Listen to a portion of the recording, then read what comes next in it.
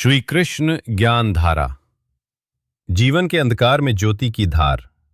धूप तीव्र थी और समय की चाल मंद। द्वारका नगरी की गलियों में सन्नाटा था। समुद्र की लहरों की आवाज कानों में मधुर संगीत सी प्रतीत हो रही थी। उस दिन एक असाधारण बात हुई। प्रभु श्री कृष्ण स्वयं ज्ञान देने हेतु गंगा तट की ओर बढ़े। उनके पीछे पीछे सैकड़ों लोग चल पड़े, जैसे चंद्रमा के पीछे लहराती जलधाराएं। गंगा तट पर पहुंचकर श्री कृष्ण ने एक छोटी सी शिला पर आसन ग्रहण किया। चारों ओर भक्तजन, योगी, ऋषि, स्त्रियां, वृद्धजन, बालक सभी मौन होकर बैठ गए। सभी की आंखें उस दिव्य पुरुष पर टिकी थीं, जिनकी मुस्कान में सृष्टि का रहस्य छिपा था। श्री कृष्ण ने आंखें बंद की और धीमे स्वर में बोले, जीवन का सबसे बड़ा भ्रम यह है कि मनुष्य स्वयं को केवल शरीर समझ बैठता है, जबकि सत्य यह है कि आत्मा न जन्म लेती है न मरती है।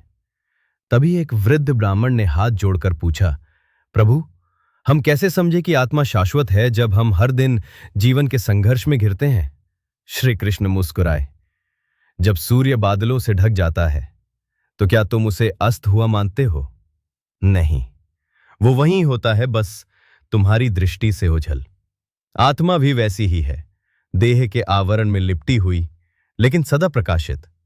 जब तुम मोह, लोभ, क्रोध और अहंकार के बादलों को हटाओगे, आत्मा की ज्योति स्वयं सामने आएगी।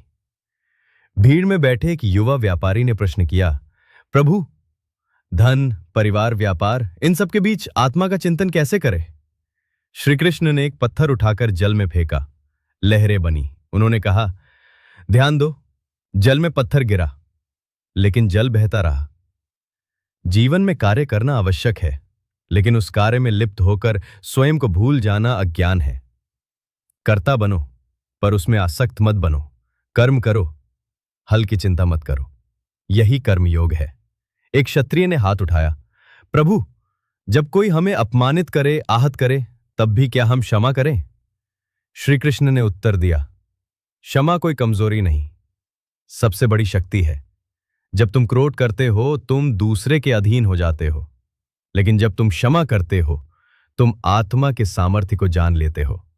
जो स्वयं को जान गया, वही क्षमा कर सकता है। तब एक स्त्री ने करुण स्वर में पूछा, प्रभु, स्त्रियां जो